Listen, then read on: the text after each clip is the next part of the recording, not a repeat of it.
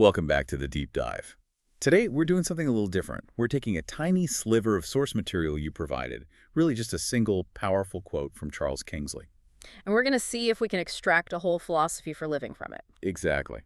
The mission here is to really stop thinking about a meaningful life as some far-off goal. And start seeing it as something you build moment by moment. We're looking at how Kingsley connects these tiny daily actions to, well, the biggest concept of all, your legacy. And we're not getting bogged down in a full biography. We're just focusing on the pure wisdom here. We have two key sources to guide us. First, that incredibly famous, inspiring quote. And second, a mention of his poem, A Farewell, from 1856. So the big question for this deep dive, the challenge Kingsley throws down, is this. How do we actually turn our good intentions into daily actions? And what's the reward if we do? It's like, it's a manual for fulfillment, but written like poetry. I like that. Okay, let's lay the foundation. Here's the quote that's at the very heart of this. It's, "Do noble things, not dream them, all day long, and so make life, death, and that vast forever one grand, sweet song." Okay, let's unpack this. The first thing that jumps out is that command right at the start. Do noble things, not dream them. Why noble? That word feels so much heavier than just, do good things or be nice. It absolutely is. I mean, goodness can be passive, right? It can be just reacting politely.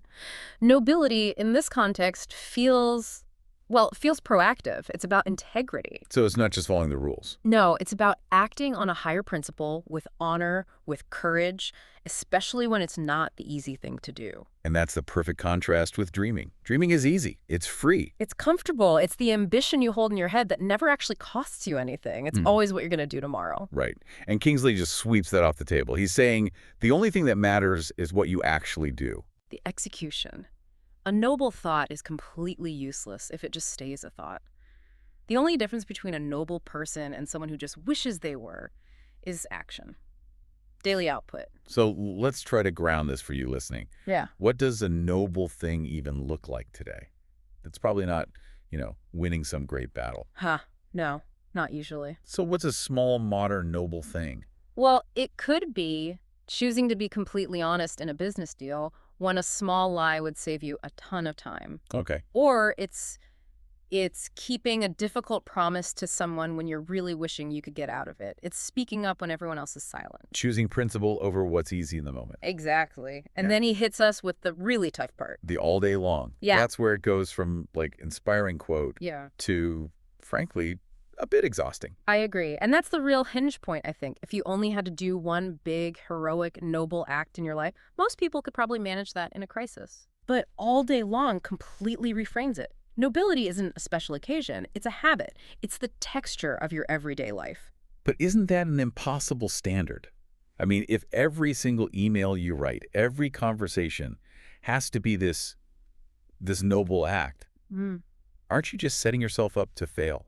That's a really important question. I don't think he's demanding perfection. I think he's demanding consistency of intention. Oh, okay. So when you mess up and you're short with someone, you take a shortcut, you don't just throw the whole idea away. You just course correct. You course correct. You apologize. You get back to that noble intention in the very next moment. The practice is the commitment to keep returning to that standard, not a guarantee that you'll never fall short. So it's not about getting a perfect score on the morality test every day. Not at all.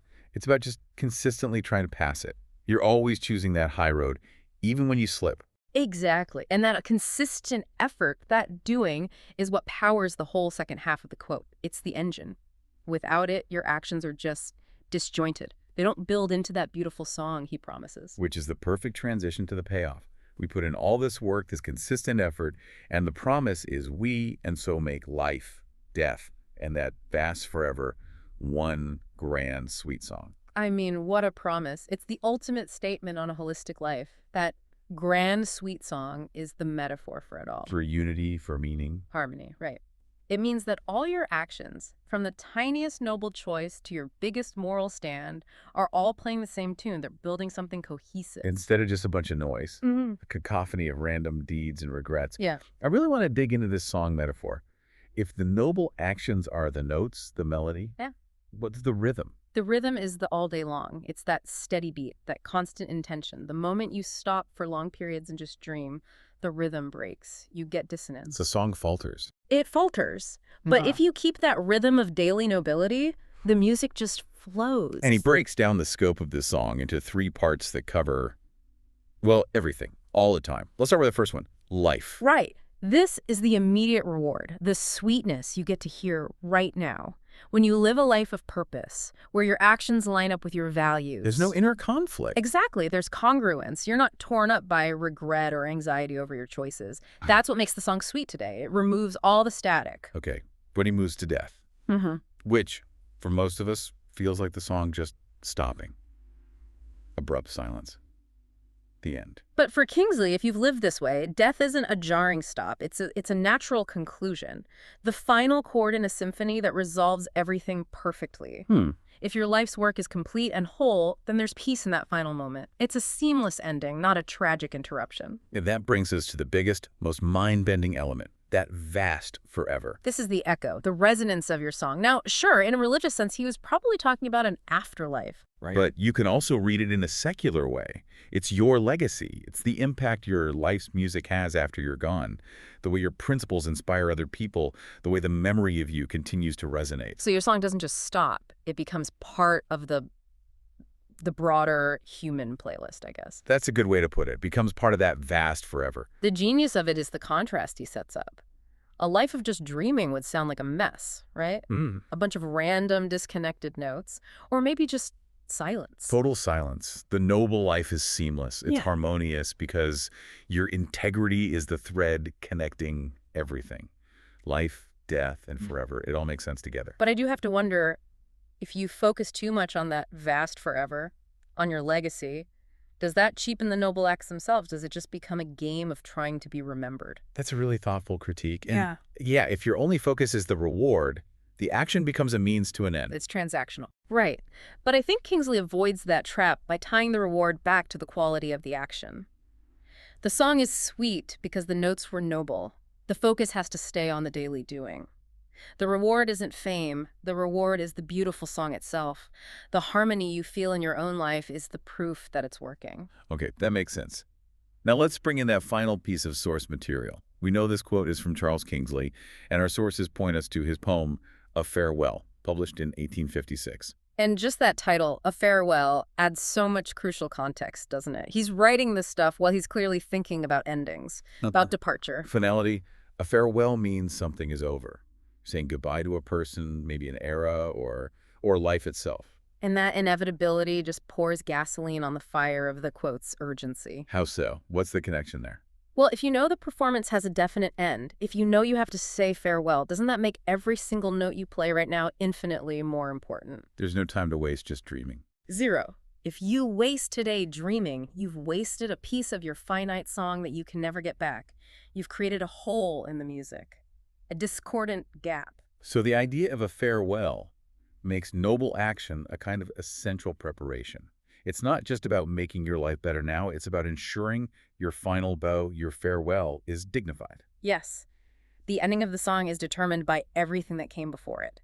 And if you connect farewell to the vast forever, it means the echo you leave behind is directly tied to how much noble action you packed into your limited time. So there's no waiting around for some big heroic moment to act nobly. You can't. The looming departure demands you fill the small moments you have with small, persistent acts of nobility. That link is so powerful. The finality of the farewell forces the urgency of the action. The whole system he's describing, it's completely self-contained. It all hinges on that daily practice. It's a complete system. He boils down all the complexity of finding meaning into one recurring choice. Am I going to do the noble thing right now? Or am I going to settle for the comfort of just dreaming about it?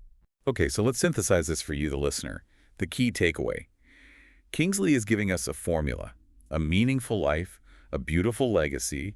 It all comes down to the daily discipline of choosing noble action over passive dreaming. And that discipline is what weaves your life, your death, and your legacy into one coherent, beautiful composition. That one grand, sweet song. It's kind of the ultimate way to know yourself. Your life isn't judged by your intentions. It's judged by the coherence of your actions. So before we sign off on this deep dive, we want to leave you with one final thought.